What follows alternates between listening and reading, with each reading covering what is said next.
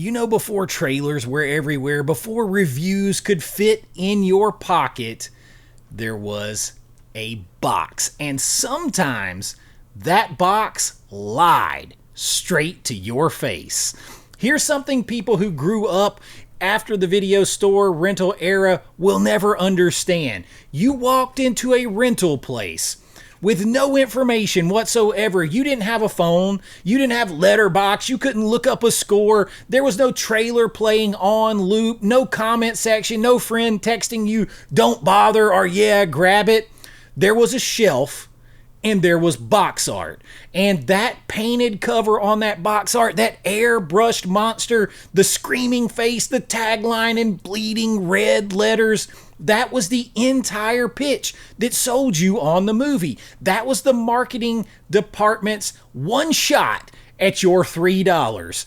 So they lied. They lied a lot. Not always, but pretty often, because the art department and the film crew were two completely different operations, and the art department had a much bigger budget and a much better imagination. Tonight, though, we're going to look at 10 movies where the box cover art promised you one thing and the tape in the movie delivered you something else entirely. So pop that tape in. I got you. Let's go do this.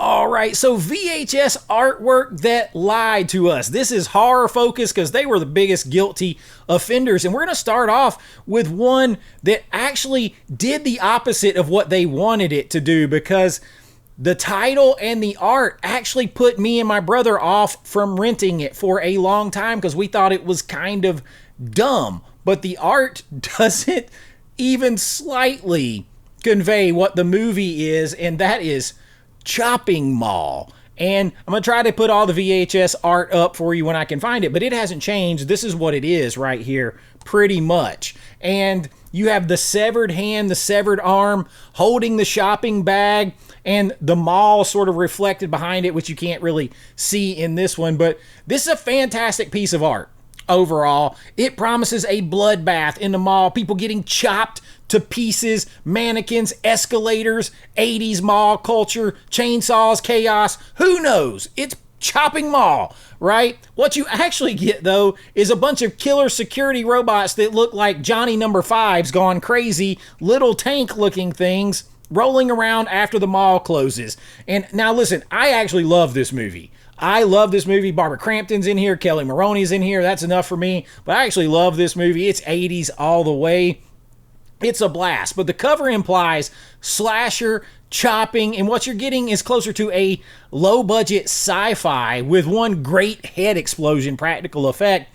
That is the art kind of selling one genre, and the tape was another, and the title change didn't help. This was actually originally called Killbots, which would have made more sense, but definitely not with this artwork. So people rented it and expected one thing and got something totally different. That's how much box art mattered.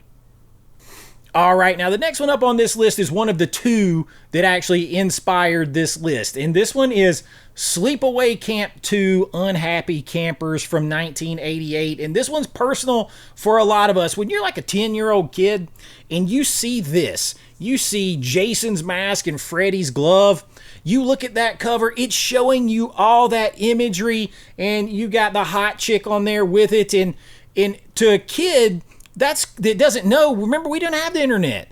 So that you're expecting to see maybe two of the biggest horror icons ever crossing over into this movie. Is Jason in this? Is Freddy in this? No, they are not, but it damn sure looked like it, and that's what they were trying to make you do. It looked like two of the biggest names in horror were going to be in here together, but what you get is actually a new Angela from Sleepaway Camp, a camp counselor now killing campers with a fairly cheerful attitude about it, which is fun. The movie is fun. It's entertaining for what it is, but the thing we were expecting here, Freddy and Jason, the art was whispering about, not so much, and that was kind of deflating to a 10-year-old. All right, next one up is one that I just mentioned recently. It is the emphasis behind this video, and it is Friday the 13th, Jason Takes Manhattan from 1989. Again, same 10-year-old kid saw this in the movie theater. And you were expecting to see Jason ripping through Manhattan, through Times Square. You've got that original artwork, the VHS. There's a couple, but the original VHS artwork, you have the I Love New York poster, Times Square behind him, the title, Jason Takes Manhattan. You see these posters, you see this cover art, and then he's on a boat the whole time. He's on a boat for most of the movie. Not even really a cruise ship, more like a big yacht with a handful of high school students. They don't get to New York until really like the third act. And by the time they do, most of the cast is already gone, and you only get a couple of little shots because they couldn't afford really to film in New York, is what it is. And this movie is one of the most famous like bait and switch in slasher history, and it's not really close. The cover sold you completely on a different movie than all of the others, and Jason, wreaking havoc through New York and Manhattan, and you got some fun on a boat. And that's what happened with Jason Takes Manhattan. Now, the next one up is the one that a lot of people point to as the single most famous piece of misleading VHS art ever produced. And a lot of people say that's not even up for debate. It is Ghoulies, right? And this is pretty much the same cover art that you had, and the image is iconic. You got the little green goblin little monster coming up out of the toilet. The image, everybody knew this image. It's a very famous image, and whether they've seen the movie or not, a lot of people know this image and make you think about it before you sit down. It sold like an enormous amount of rentals with this image, and the strength of the cover helped this movie so very much. And the scene is essentially not in the movie at all. There's like a fleeting moment where the creature is near a toilet if you squint, and it happens real fast. The actual film is more about a satanic cult story where a guy inherits a mansion and accidentally summons these little demons. But the marketing department looked at that footage, found nothing sellable about it, and invented a movie on the cover. Is exactly what they did, and it worked so well. People still reference the toilet ghoulie 40 some odd years later, and the movie got multiple sequels for a scene and cover art that barely exists. Now, next up, we go to 1990 and a movie that I really like. So this is not about hating on the movies. I really like Demon Wind, and this is pretty much the VHS artwork, lenticular here from Vinegar Syndrome, and the cover is so cool, man. You've got this demon and his fog, and he's coming through the window, and it's painted, and you've got this epic sense of this demon and scale, and it looks like a box for serious supernatural horror fans, and a horror film that's serious supernatural demon gravitas to it with high production value. But what's inside is one of the strangest, cheapest, most gloriously nonsensical movies in the entire 80s, 90s direct to video era. Friends at a cabin in the middle of nowhere, warned to go away, a demonic curse, characters vanishing, characters reappearing, characters basically dissolving completely along with the logic of the film, and I absolutely love it. I love the movie. It's one of my favorite bad horror movies ever. But the box art here was writing a check that the movie could not cash, and we all now know exactly what it was doing, and they certainly did. Okay, the next one up has several lies in one. It's 1990's Troll 2. And no, this is not the original art right here. This is certainly not the original art. This is one of the original arts right here with Troll 2. And that's not even the whole problem. The lie here starts with the title, Troll 2, because this is not really a sequel to Troll. And it really has no connection to Troll, no shared characters, no shared story, no shared anything. There are also no trolls in it. They're goblins, not trolls. The word troll actually I don't think appears in this movie. It was originally called Goblins, and then apparently the story is the distributor renamed it to piggyback off a movie that had nothing to do with it, and then the cover art doubled down on the imagery, suggesting a real big fantasy horror sequel, and what you get is green food, a mother seducing a man with corn cob, and some of the most famous bad lines in movie history. They're eating her. It's bad. No, God, no. A lot of people say best worst movie ever made. I would give me Demon Wind 1,000 times over, but the box art knew exactly what it was doing. It was lying to you from start to finish, and it was not apologizing for it. All right, now we're going to 1984 in a Wings Hauser movie that I also really like, but it's telling a couple of lies. It's doubling down, a double lie. We have Mutant, and again, no, this is not the actual original art. This is Vinegar Syndrome's new release. This is closer. Of course, I'm trying to find all the arts for you guys, but this is original artwork pretty much right here. And this movie was actually originally called Night Shadows. I think it's somebody decided that that wasn't going to sell, so they retitled it Mutant and put a cover on it that kind of promises this full-on big expensive creature feature with big monster energy and big claws and almost like suction cups and all kinds of things on it. What you actually get is a small town, and I want to preface this too. Several of these, I think Mutant is one of them, had a couple of different VHS arts, but they were still all the same kind of lie. But what you get here is actually a small town southern story, which I like. I think it's done well, about chemical waste turning people into pale, sickly, vampire, zombie-ish attackers. It's more of a slow burn contamination movie, small town horror, than a monster movie. And honestly, it's decent. I like the movie. Wings Hauser is good in it. The lead actress is good in it. Her name escapes me off the top of my head. But if you rented the box expecting Mutant like somewhere on the level of like Cthulhu or some kind of stuff, you spent 90 minutes waiting for a creature that never showed up. At least not in any form that you were expecting or being promised. Good movie though. High recommend. You can get the 4K. You can check this out on Tubi. It's fun. Wings Hauser is good. I like it. But the VHS art was misleading to say the least, and the title certainly was. Now the next one is a different kind of lie, because I know a lot of people kind of hate this cover art. But I actually think this cover art might have undersold how good this movie was, and that's Monkey Shines. And this is basically the original cover art right here, to my knowledge.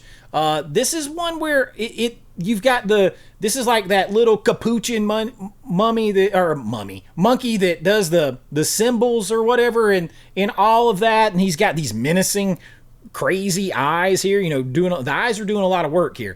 The implication is you're about to watch just an animal attack B movie, or maybe even like a possessed toy coming to life movie here. But what you actually get is George Romero in a psychological like drama horror about a man who gets paralyzed, and his service monkey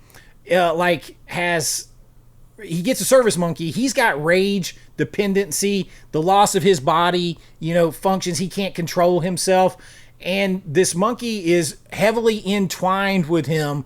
And it's disturbing in a lot of ways that don't actually have anything to do with the monkey. Now, the monkey does get up to some monkey shines in the movie, but the box kind of sells this thing as schlock horror. And this is actually a real piece of filmmaking right here. I think I watched this movie when I got this 4K recently and revisited after many years. This movie's way better than people remember or give it credit for. I will stand by that. This is the rarest lie on this list as far as VHS box art is concerned, at least from my point of view. This is one where you got more than you paid for, unless you were expecting something like Dolls or some kind of full moon feature. Stay tuned. I'm doing a whole big dive essay on Full Moon. But if you were expecting something like that, maybe like a possessed toy coming to life, that creepy monkey, we all know that monkey. If you're expecting that to come to life, then maybe you were disappointed. Otherwise, you got way better of a movie than you bargained for. But it was still a lie either way. Now, the next one up is 1992's Brain Dead or Dead Alive, however you want to say it, Peter Jackson's gore fest of a film. Same category, great example here, because the cover that most of us saw, right, is the mouth, the girl like pulling the mouth open. You see like the skull inside the mouth image, dark, gothic, serious, like, oh my God, what's going on in that thing? Very creepy artwork, very, very creepy. It looks kind of more somber and dark And then what you get is Peter Jackson with a lawnmower massacre that's one of the single most goriest, insane, happy, cartoonish splatter comedy horror ever committed to film. You got a zombie baby at a park, a kung fu priest in this thing, 5 gallons of fake blood per minute the story is on this in the final act. But the box art, that one in particular, gave you no warning, and it told you nothing that the movie was about at all. Nothing. The cover prepares you for absolutely nothing that happens in the movie. The lie here isn't that the movie is worse than the box art. It's the box art had no idea how to sell the movie that it was holding. Either way, it deserves its spot on this list. All right, and now the last one, the big one. And this is the big one because this isn't just the box art misleading people. This is the most, in my opinion, consequential sort of misleading of a title and art like on the cover of VHS in horror history. I 100% believe it is. Because you got to put yourself in like 1982-ish. And you loved Halloween, and you loved Halloween 2, and you walk into the video store to rent Halloween Part 3. Michael Myers is coming, right? It's a Halloween movie. It's the next one in line. It says so right there. I've got the other 2 in my hand. I'm renting these again. I'm going to rent 3 movies, 1 killer, Michael Myers, The Shape, he's there. Except for there is no Michael Myers in this movie. That's what's crazy. That's not here, and he does not appear other than like maybe like in a commercial or a mention on the TV. He's not mentioned as a threat. He's not the main antagonist of the film. Instead, you get a story about a mask company and an Irish warlock, Stonehenge, killer Halloween masks, and one of the most, honestly, a very nihilistic ending. Especially for a mainstream horror film. But here's the thing, and this is why I wanted to make the argument on this, because this movie is good. And I didn't like it for all those reasons, because listen, I wasn't walking in 1982 to rent it, but a few years later, you got a kid that loved the first Halloween movie and the second Halloween movie, and he's going for a marathon, renting the first 3 or 4 of them, and he didn't see this at the theater, and didn't know that controversy. Again, no internet, different world. You go in there and you get to part 3 and you're like, where the hell is Michael Myers? Like, what is going on here? But the movie is good, and the more years that have gone by, the more I like it. You got Carpenter and Deborah Hill, because their original idea was for Halloween to be an anthology, but they didn't really signal that well. That should have started in part 2. Is where that should have started. And then maybe people, and you would have had a better ending with the first. I don't know. They needed to convey that a whole lot better. But here, the title made a promise that the movie had no intention of keeping whatsoever. And audiences in 1982 didn't really reject the concept. They rejected the fact that, hey, it's a Halloween movie with no Michael Myers. That's like a Nightmare on Elm Street movie with no Freddy Krueger. It's a Friday the 13th movie with no Jason. It doesn't work the same. And instead, you've got the Season of the Witch. And I like the movie. I like the movie a lot more as the years have gone by. And, you know, they realized they messed up too. They turned around and brought Michael Myers back with part 4. But that's how much a title matters, especially when it's part of a franchise, and you slap that on the cover of the VHS. That alone is enough to be a lie, and you're wondering what's happening here. And it didn't kill this franchise, obviously, but it took a hit, and people did not know what to expect, so they really had to hype up Michael Myers in part 4. They had to really hype that up so that people knew exactly what they were getting going forward. And that's the whole lesson of this video, really. In the video store era, the box wasn't like advertising the movie at all. The box was the movie until you got home. And if you felt lied to, it could not only hurt that film, it could hurt any possibility of a franchise going forward. And that's why Halloween Part 3 is at number 1. So there you go, 10 boxes that lied to us. They straight out did. They promised us one thing, they hand us another, and honestly, I would take that again. I would trade that all over again, because being lied to by a VHS and that beautiful hand-done painted artwork meant that you were taking a chance on something, discovering something. You had no idea exactly about what you were bringing home, and sometimes what you got was better than what you were promised. You can not get scammed by an algorithm. You can't do it. You could get scammed by VHS art. You're not going to get scammed by the algorithm, but it's soulless. It lacks experience. It lacks imagination. It lacks the memory that's tied to renting it, even if you did get scammed by that artwork. So that is the problem. There's no soul there. There's no experience there. So tell me in the comments, what was the box art that you remember lying to you the most? The one that you rented the movie solely on the artwork. It doesn't have to be horror, because this happened in action and sci-fi and plenty of other genres too. What is a movie that you rented just based on the artwork that came out nothing like you thought it was going to? And be honest, because we all love these movies anyway. Good, bad, or indifferent. They are great memories, and that's the most important thing. If you enjoyed this, please like, subscribe, hype up the video. That helps out. And if you want to support what we're doing here a little bit more, my Patreon link is in the description of every video. You'll get your name and lights on all my videos, behind the scenes looks at my filmmaking, more members only videos, a lot of extra content, and everything helps out the channel, and I really do appreciate it. But until next time, be kind, rewind like always. This is Chase with AV Pop Culture, and I'll see you real soon. Bye-bye.